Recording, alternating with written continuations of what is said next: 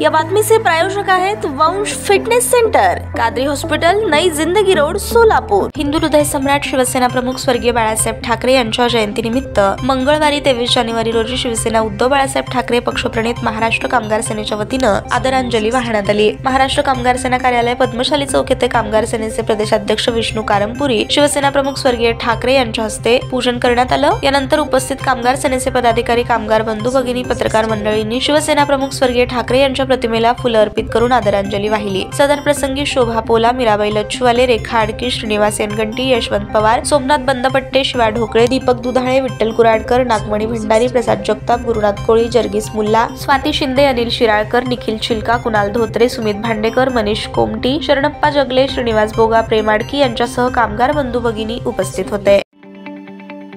ताज्या बातम्या पाहण्यासाठी प्राईम महाराष्ट्र न्यूज चॅनलला सबस्क्राईब करा।